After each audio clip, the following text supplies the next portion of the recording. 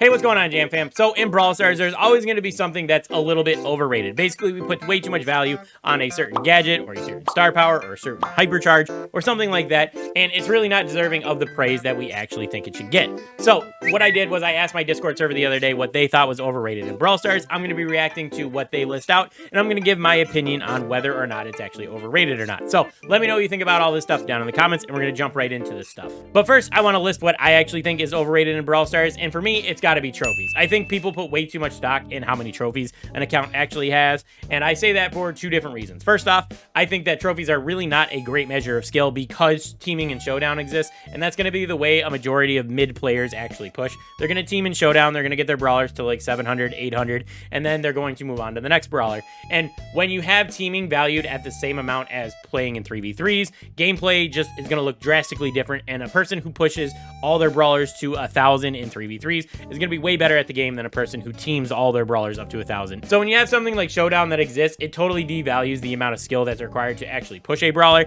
and in my opinion, it's just like totally overrated to push an account. Yes, you could have a goal to actually get your account to like 50,000 trophies, 60,000 trophies, whatever, but it doesn't necessarily mean that you're good at the game unless you're actually doing it in a skillful way and you're actually improving on the brawlers that you're playing.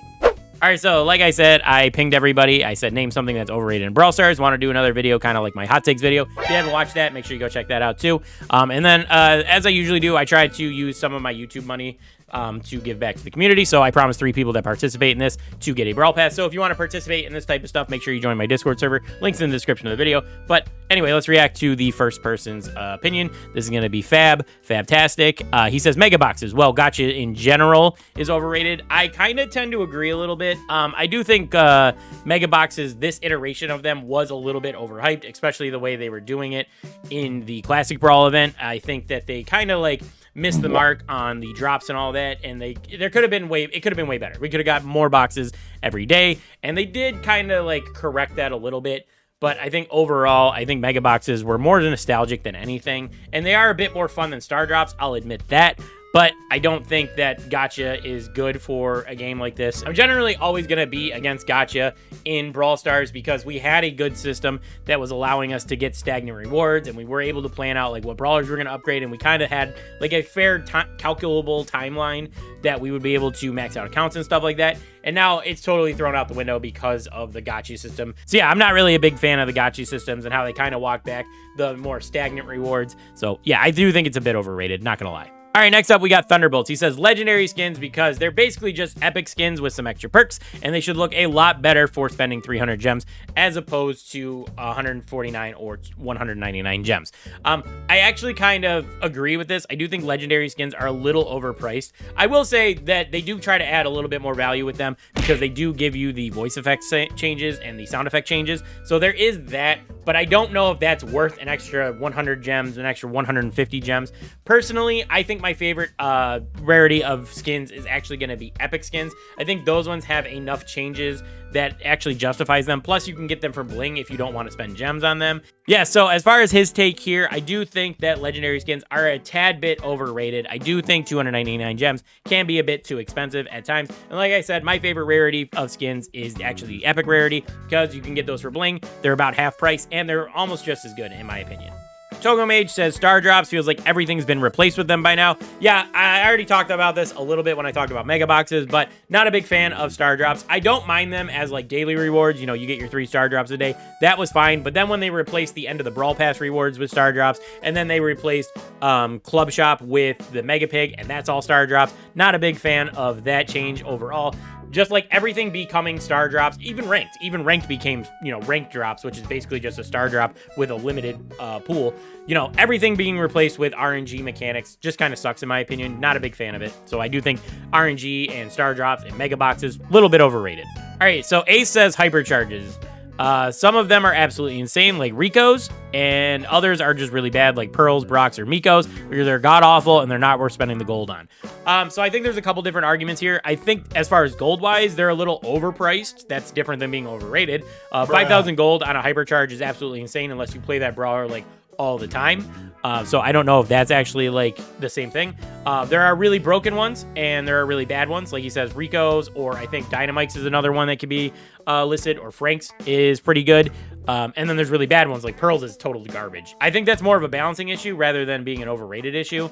I think that if their balancing was a bit better, I don't think we would like value these quite differently. But I don't think hyperchargers are overrated, simply because he even says it here. They can change the tide of a game if they're used right or if they're on the right brawler. For example, like Frank, if he stuns an entire team, he can easily pick up a team wipe and then complete whatever objective he needs to, whether that's score a goal in Brawl Ball or pick up gems in Gem Grab or whatever, wherever you're playing Frank. I don't think hypercharges are overrated. I think they're a really cool concept. I think more of an issue is just balancing and just the price, in my opinion. All right, so Shadow says Brawl Stars itself is overrated, and then he talks about a couple of different reasons here. The spark notes are basically that the economy needs to be reworked. There's no real competitive mode anymore. The events are kind of mid, and then brawlers being OP on release, and then they sell them for money. And the last thing is that there's been no real gameplay changes since hypercharges were released.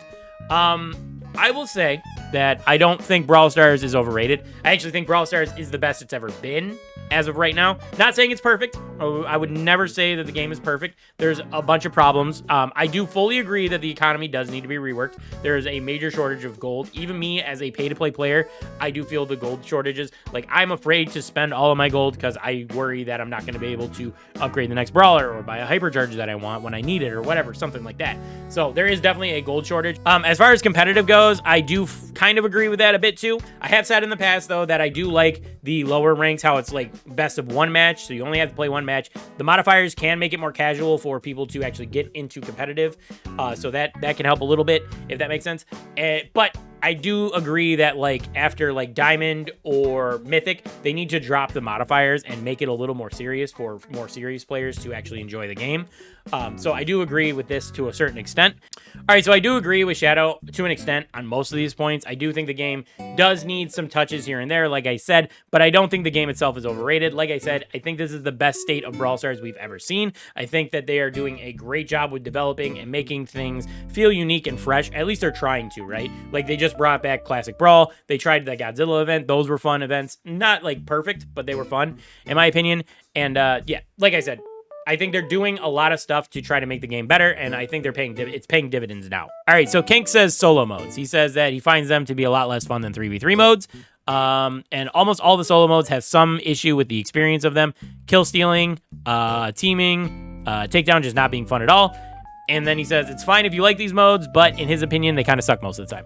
I agree that Showdown is overrated. People put way too much value in Showdown, especially considering that it's normally, it's always worth trophies, and that's how people push. And I've already talked about my big gripe with trophies and how they're tied to Showdown and stuff like that. So yeah, I think Showdown's overrated. I think Takedown is looked at, maybe it's overrated because people are nostalgic for it. I think that it was a fun mode, and I did tend to play it a little bit when it was out. But there is problems with it, obviously. Like he says, every mode has some kind of issues. So I'm like 50-50 with Kank here. I think some solo modes are a bit overrated, but not all of them. All right, so John here says that legendary Starr Drops are a bit overrated. It talks about how nobody's really enjoying mega boxes for the most part, so he's not going to say those are overrated. But there are issues with Starr Drops that nobody really talks about. For example, brawlers are the best thing that you can get out of a legendary Starr Drop, but those feel rare. Hypercharges are extremely rare. I think I've only gotten like 2 out of legendary Starr Drops. And then there is an issue. I didn't actually know this, but one of the better things you can get out of a legendary Starr Drop is a star power, which is valued at 2,000 coins. But the fallback, when you have all the star powers, is only 1,000 coins, which actually doesn't make any sense. These are issues that people don't talk about, and it makes legendary Starr Drops feel like a bit of a bummer. I kind of agree with this take. I don't really get too hyped when I get a legendary Starr Drop. I hope that I get a decent skin out of them. But for the most part, I'm not like, oh my god, I got a legendary, because half the time it's normally either going to be a gadget or it's going to be, like he said here, a super rare skin. And I have all the brawlers. Once you get all the brawlers, it just feels bad.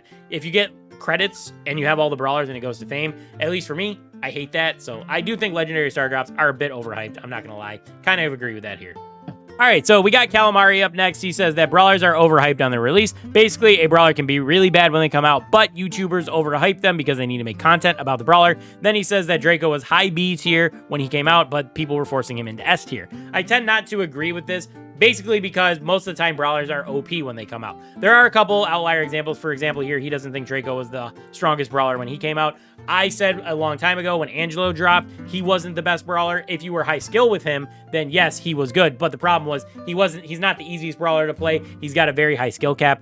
But there are also brawlers that fit this mold to a T, that are like super OP when they come out. And the first two that I can think of off the top of my head are Kit and Larry and Lori. Those two brawlers, when they came out, were absolutely broken. They like dominated the meta, and they couldn't get nerfed for weeks because of the pre-offer stuff. So those two brawlers are prime examples of that. And we're even seeing that again with Clancy right now. Everybody who bought the early offers for Clancy are pretty much unanimous that he's absurdly broken. He just does way too much damage. He's an insane brawler. And I think Ash does a fair evaluation of brawlers on a competitive level. And if you look at his little graphic here, he shows like how good Clancy actually is. You see stars all over the place.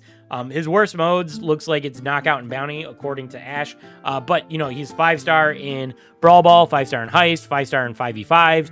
I don't know why you would evaluate 5v5. That's weird. Anyway, 4-star in Gem Grab. That's kind of crazy. Like, he's just good all over the place. So yeah, since most brawlers tend to be a bit OP on their release, I'm going to have to disagree with Calamari here. I don't think it's overhyping a brawler when they come out because we're just so used to OP brawlers coming out and just breaking the meta. But if a brawler is balanced, we do tend to walk that back a little bit, you know, within a couple of weeks. All right, finally, we got Thor. Sorry, I had to adjust my camera a little bit so you guys could see the text. He says that ranked is a bit overrated. He doesn't enjoy the modifiers.